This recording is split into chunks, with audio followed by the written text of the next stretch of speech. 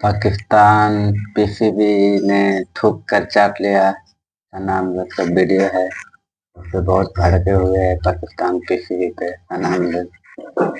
देखते हैं इसका वीडियो, रिएक्शन चालू करते हैं। नाजरीन, इंडियन मीडिया पाकिस्तान को धो धो के जूते मार रहा है और पाकिस्तान को सख्त तनकीद का निशाना बना रहा है। इंडियन मीडिया का कहना है कि ये वही पाकिस्तान क्रिकेट बोर्ड है जिसने कहा था कि भाई हम हाइब्रिड मॉडल नहीं करवाएंगे, इंडिया को अगर खेलना है तो पाकिस्तान में आकर चैंपियन ट्रॉफी खेलनी पड़ेगी।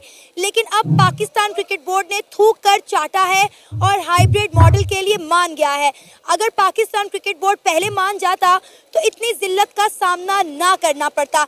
इंडियन मीडिया का कहना है कि वही मोहसिन नकवी हैं जो पाकिस्तान में थे तो बड़ी बड़ी बातें कर रहे थे कि इंडिया को पाकिस्तान में बुलवा कर सुख का सांस लेंगे। जैसे ही दुबई गए हैं तो उनकी टोर ही बदल गई है।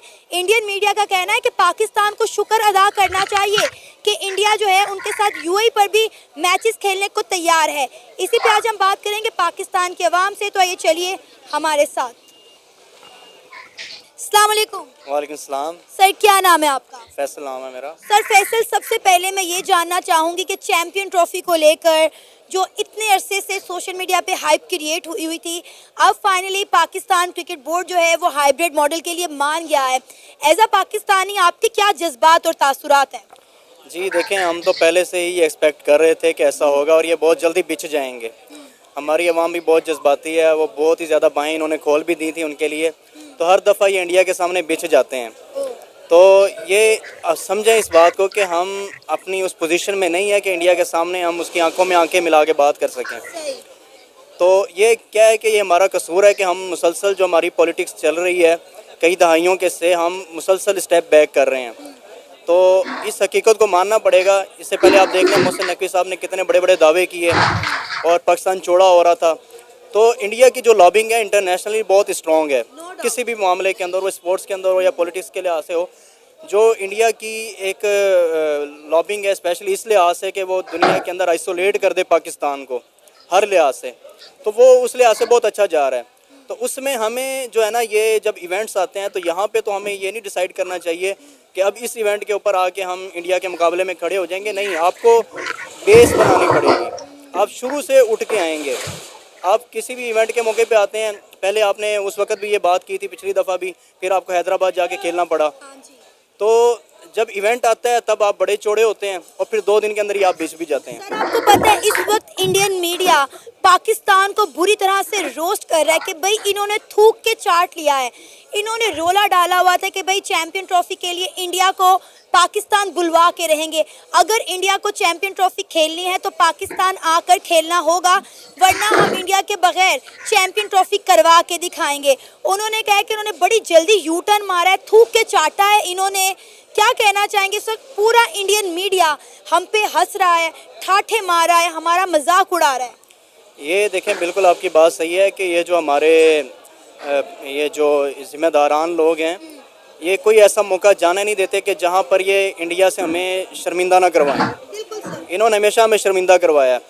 तो इनको मैं यही बात कर रहा हूँ कि पहले से ही आपको शुरू से बेस से काम करना पड़ेगा।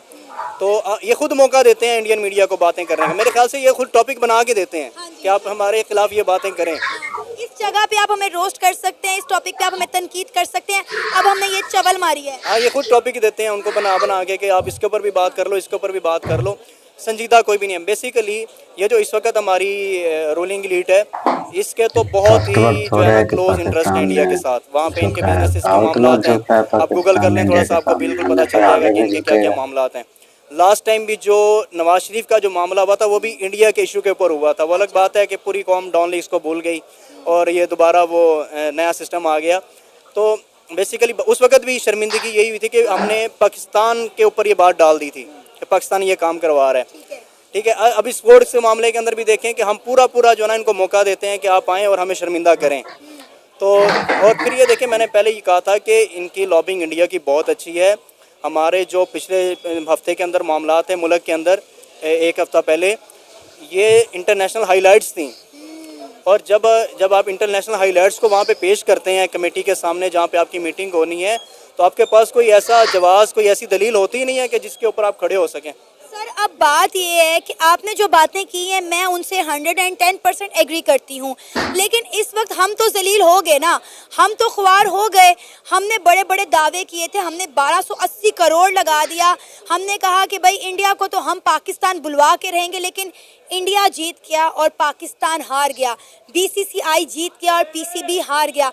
हमने अब देखिए उनके सामने मौक़िफ़ क्या रखा है, हमने आईसीसी को जो है एक फ्यूजन मॉडल कह लें वो पेश किया है कि आप ऐसा करें, हमें $20 मिलियन दे दें और हम जो है इंडिया के साथ हाइब्रिड मॉडल पे खेलने के लिए तैयार हैं।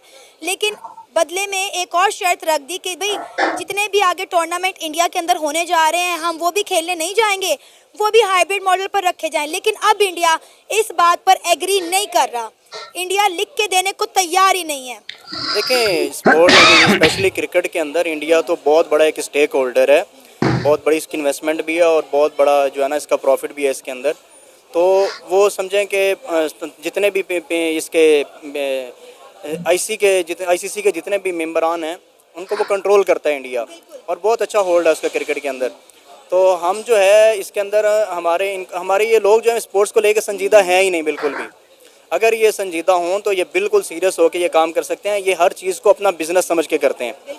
मेरे ख्याल से तो ये भी हो सकता है कि इनको वहाँ पे पाकिस्तान में मैच ना करवाने की बजाय इनको शायद वहाँ पे ज़्यादा पैसे मिल रहे हों, और क्योंकि दुबई भी का भी जो मामला है वो बिल्कुल डिफरेंट है। दुबई भी जब से ये हमारा ग्वादर का मामला बना है वो हमारी साइड नहीं लेता, तो वो भी ऐसा मौका ढूंढ रहा होता है कि जो इवेंट्स हैं वो हमारे पास हों। तो दुबई की और इंडिया की जो है आपस में गैदरिंग बहुत अच्छी है, इनका बॉन्ड बहुत ज़बरदस्त किस्म का है। अभी रिसेंटली आप देख लें, साल पहले की बात है कि इंडिया ने यूएई के अंदर इतने बड़े हिंदू मंदिर का इफ्तिताह किया। बात करें यूएई की तो मैं आपको बताऊं इंडियन मीडिया क्या कह रहा है, वो कह रहा है कि मोहसिन नकवी की पाकिस्तान में टोरें और थी और दुबई आकर इनकी टोरें और हो गई हैं। यहाँ पे आके वो कह रहे हैं कि जो क्रिकेट के लिए बेहतर है हम वो करने के लिए तैयार हैं।